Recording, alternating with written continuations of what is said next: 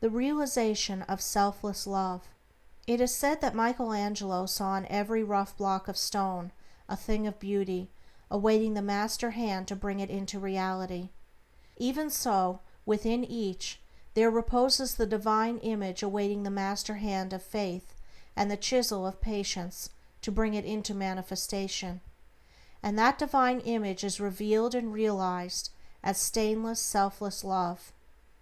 Hidden deep in every human heart, though frequently covered up with a mass of hard and almost impenetrable accretions, is the spirit of divine love, whose holy and spotless essence is undying and eternal. It is the truth in man, it is that which belongs to the Supreme, that which is real and immortal. All else changes and passes away. This alone is permanent and imperishable. And to realize this love by ceaseless diligence in the practice of the highest righteousness, to live in it and to become fully conscious in it, is to enter into immortality here and now, is to become one with truth, one with God, one with the central heart of all things, and to know our own divine and eternal nature. To reach this love, to understand and experience it, one must work with great persistency and diligence upon his heart and mind, must ever renew his patience and keep strong his faith, for there will be much to remove, much to accomplish, before the divine image is revealed in all its glorious beauty. He who strives to reach and to accomplish the divine will be tried to the very uttermost, and this is absolutely necessary, for how else could one acquire that sublime patience, without which there is no real wisdom, no divinity?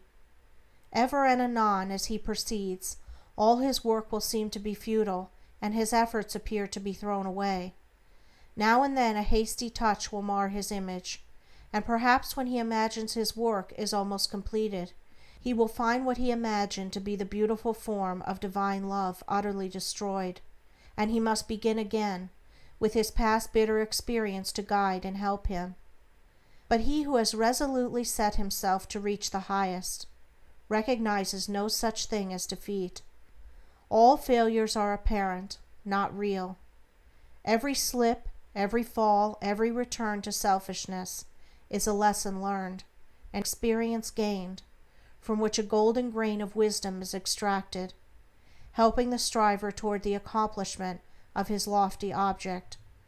To recognize that of our vices we can frame a ladder, if we will but tread beneath our feet each deed of shame, is to enter the way that leads unmistakably toward the divine, and the failings of one who thus recognizes are so many dead selves, upon which he rises, as upon stepping stones, to higher things.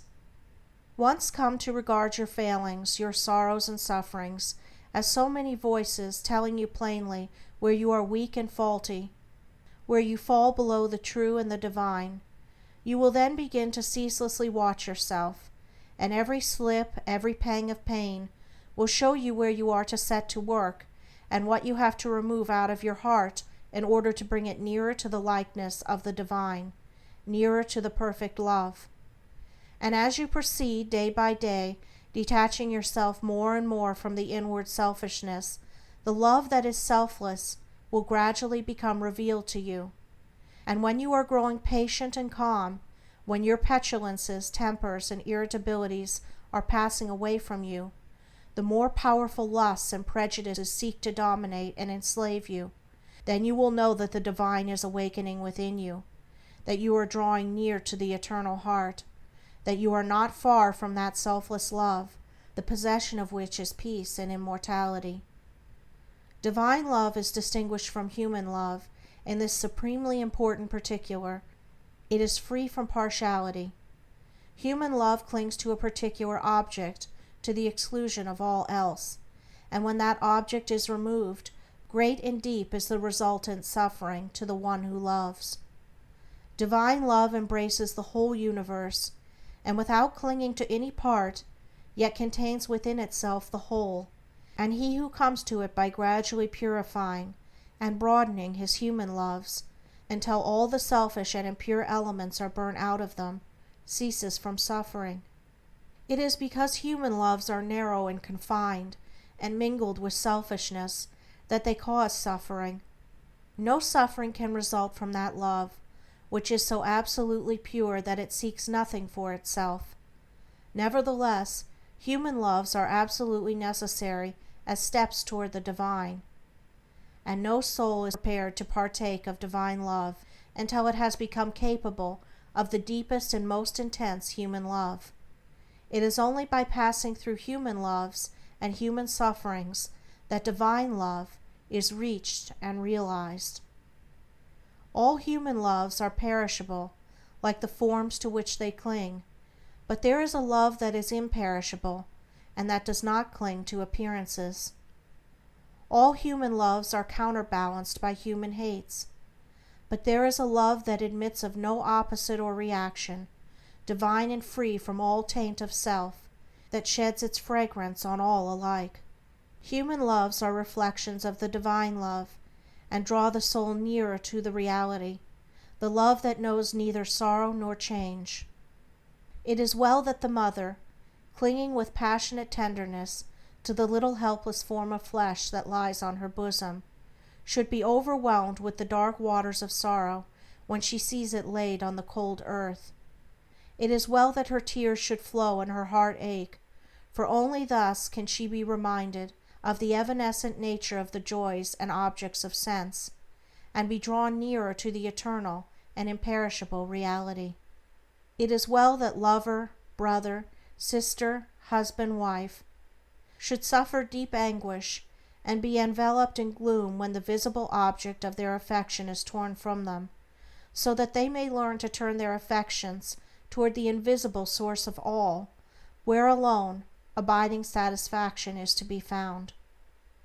It is well that the proud, the ambitious, the self-seeking should suffer defeat, humiliation, and misfortune, that they should pass through the scorching fires of affliction, for only thus can the wayward soul be brought to reflect upon the enigma of life. Only thus can the heart be softened and purified, and prepared to receive the truth. When the sting of anguish penetrates the heart of human love, when gloom and loneliness and desertion cloud the soul of friendship and trust, then it is that the heart turns toward the sheltering love of the eternal, and finds its rest in its silent peace. And whosoever comes to this love is not turned away comfortless, is not pierced with anguish, nor surrounded with gloom, and is never deserted in the dark hour of trial. The glory of divine love can only be revealed in the heart that is chastened by sorrow, and the image of the heavenly state can only be perceived and realized when the lifeless, formless accretions of ignorance and self are hewn away. Only that love that seeks no personal gratification or reward, that does not make distinctions, and that leaves behind no heartaches, can be called divine. Men clinging to self and to the comfortless shadows of evil are in the habit of thinking of divine love as something belonging to a God who is out of reach, as something outside themselves, and that must forever remain outside. Truly, the love of God is ever beyond the reach of self. But when the heart and mind are emptied of self, then the selfless love, the supreme love, the love that is of God or good, becomes an inward and abiding reality. And this inward realization of holy love is none other than the love of Christ, that is so much talked about and so little comprehended. The love that not only saves the soul from sin, but lifts it also above the power of temptation. But how may one attain to this sublime realization? The answer which truth has always given, and will ever give, to this question is, empty thyself, and I will fill thee. Divine love cannot be known until self is dead, for self is the denial of love, and how can that which is known be also denied? Not until the stone of self is rolled away from the sepulchre of the soul and buried, cast off the bands of ignorance, and come forth in all the majesty of his resurrection. You believe that the Christ of Nazareth was put to death and rose again. I do not say you err in that belief, But if you refuse to believe that the gentle spirit of love is crucified daily upon the dark cross of your selfish desires, then I say you err in this unbelief, and you have not yet perceived, even afar off, the love of Christ. You say that you have tasted of salvation in the love of Christ. Are you saved from your temper, your irritability, your vanity, your personal dislikes, your judgment and condemnation of others? If not, from what are you saved, and wherein have you realized the transforming love of Christ? He who has realized the love that is divine has become a new man, and has ceased to be swayed and dominated by the old elements of self. He is known for his patience, his purity, his self-control, his deep charity of heart, and his unalterable sweetness. Divine or selfless love is not a mere sentiment or emotion. It is a state of knowledge which destroys the dominion of evil and the belief in evil, and lifts the soul into the joyful realization of the supreme good. To the divinely wise, knowledge and love are one and inseparable. It is toward the complete realization of this divine love that the whole world is moving. It was for this purpose that the universe came into existence, and every grasping at happiness, every reaching out of the soul toward objects, ideas, and ideals, is an effort to realize it. But the world does not realize this love at present, because it is grasping at the fleeting shadow, and ignoring in its blindness the substance. And so suffering and sorrow continue, and must continue, until the world, taught by its self-inflicted pains, discovers the love that is selfless, the wisdom that is calm and full of peace. And this love, this wisdom, this peace, this tranquil state of mind and heart may be attained to, may be realized by all who are willing and ready to yield up self, and who are prepared to humbly enter into a comprehension of all that the giving up of self involves. There is no arbitrary power in the universe, and the strongest chains of fate by which men are bound are self-forged.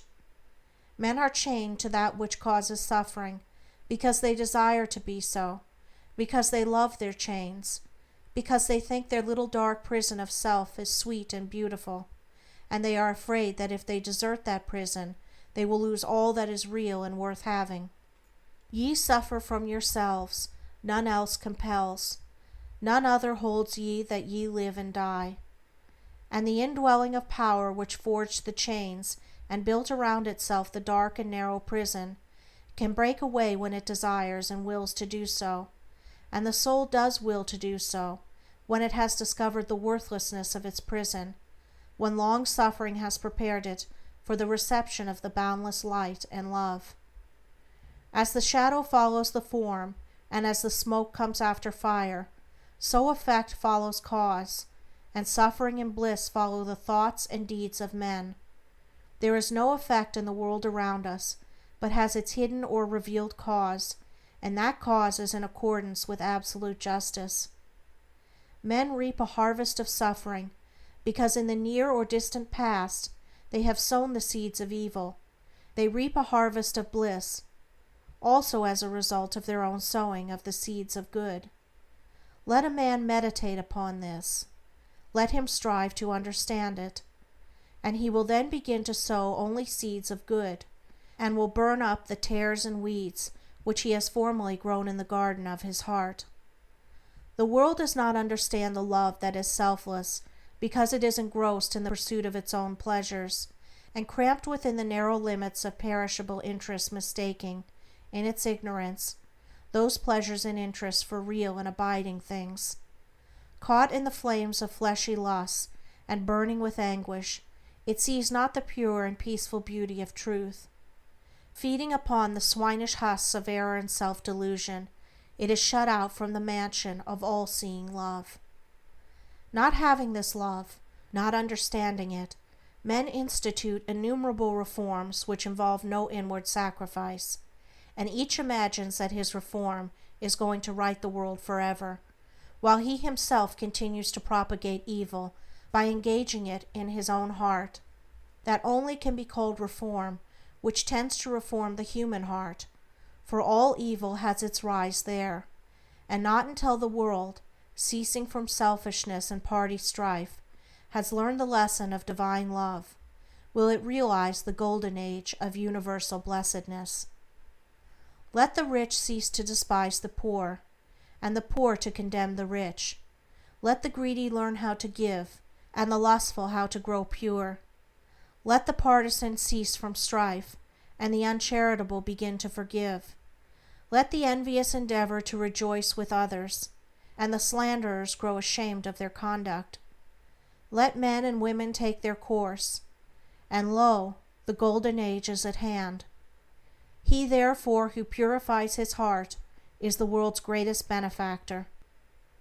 Yet though the world is, and will be for many ages to come, shut out from that age of gold, which is the realization of selfless love, you, if you are willing, may enter it now, by rising above your selfish self, if you will pass from prejudice, hatred, and condemnation to gentle and forgiving love. Where hatred, dislike, and condemnation are, selfless love does not abide. It resides only in the heart that has ceased from all condemnation. You say, "How can I love the drunkard, the hypocrite, the sneak, the murderer? I am compelled to dislike and condemn such men." It is true you cannot love such men emotionally, but when you say that you must perforce dislike and condemn them, you show that you are not acquainted with the great overruling love, for it is possible to attain to such a state of interior enlightenment as will enable you to perceive the train of causes by which these men have become as they are, to enter into their intense sufferings, and to know the certainty of their ultimate purification. Possessed of such knowledge, it will be utterly impossible for you any longer to dislike or condemn them, and you will always think of them with perfect calmness and deep compassion. If you love people and speak of them with praise until they in some way thwart you, or do something of which you disapprove, and then you dislike them and speak of them with dispraise, you are not governed by the love which is of God. If in your heart you are continually arranging and condemning others, selfless love is hidden from you. He who knows that love is at the heart of all things, and has realized the all-sufficing power of that love, has no room in his heart for condemnation. Men not knowing this love constitute themselves judge and executioner of their fellows, forgetting that there is the eternal judge and executioner, and in so far as men deviate from them in their own views, their particular reforms and methods, they brand themselves as fanatical, unbalanced, lacking judgment, sincerity, and honesty. In so far as others approximate to their own standard, do they look upon them as being everything that is admirable. Such are the men who are centered in self.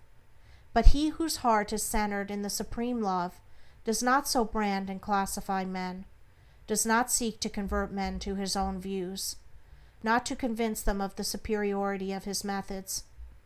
Knowing the law of love, he lives it, and maintains the same calm attitude of mind and sweetness of heart toward all. The debased and virtuous, the foolish and the wise, the learned and the unlearned, the selfish and the unselfish, receive alike the benediction of his tranquil thought. You can only attain to supreme knowledge, this divine love, by unremitting endeavor and self-discipline, and by gaining victory after victory over yourself. Only the pure in heart see God, and when your heart is sufficiently purified, you will enter into the new birth, and the love that does not die, nor change, nor end in pain and sorrow, will be awakened within you, and you will be at peace. He who strives for the attainment of divine love is ever seeking to overcome the spirit of condemnation, for where there is pure spiritual knowledge, condemnation cannot exist, and only in the heart that has become incapable of condemnation is love perfected and fully realized. The Christian condemns the atheist satirizes the Christian. The Catholic and Protestant are ceaselessly engaged in wordy warfare, and the spirit of strife and hatred rules where peace and love should be. He that hateth his brother is a murderer, a crucifier of the divine spirit of love. And until you can regard men of all religions and of no religion with the same impartial spirit, with all freedom from dislike, and with perfect equanimity, you have yet to strive for that love which bestows upon its possessor freedom and salvation. The realization of divine knowledge, selfless love, utterly destroys the spirit of condemnation, disperses all evil, and lifts the consciousness to that height of pure vision where love, goodness, justice are seen to be universal, supreme, all-conquering, indestructible. Train your mind in strong, impartial, and gentle thought. Train your heart in purity and compassion. Train your tongue to silence and to true and stainless speech. So shall you enter the way of holiness and peace, and shall ultimately realize the immortal love. So living, without seeking to convert, you will convince without arguing, you will teach, not cherishing ambition. The wise will find you out, and without striving to gain men's opinions, you will subdue their hearts. For love is all-conquering, all-powerful. The thoughts and deeds and words of love can never perish. To know that love is universal, supreme, all-sufficing, to be freed from the trammels of evil, to be quit of the inward unrest, to know that all men are striving to realize the truth, each in his own way, to be satisfied, sorrowless, serene. This is peace. This is gladness. This is immortality. This is divinity. This is the realization of selfless love. I stood upon the shore and saw the rocks resist the onslaught of the mighty sea. And when I thought how all the countless shocks they had withstood through an eternity, and I said to wear away from this solid main the ceaseless efforts of the waves are vain. But when I thought how they the rocks had rent, and saw the sand and shingles at my feet, poor passive remnants of resistance spent, tumbled and tossed where they the waters meet, then saw I ancient landmarks neath the waves, and knew the waters held the stones their slaves. I saw the mighty work the waters wrought, by patient softness and unceasing flow, how they the proudest promontory brought unto their feet, and massy hills laid low, how the soft drops the adamantine wall conquered at last, and brought it to its fall. And then I knew that hard resisting sin should yield at last to love's soft ceaseless roll, coming and going, ever flowing in upon the proud rocks of the human soul, that all resistance should be spent and past, and every heart yield unto it at last.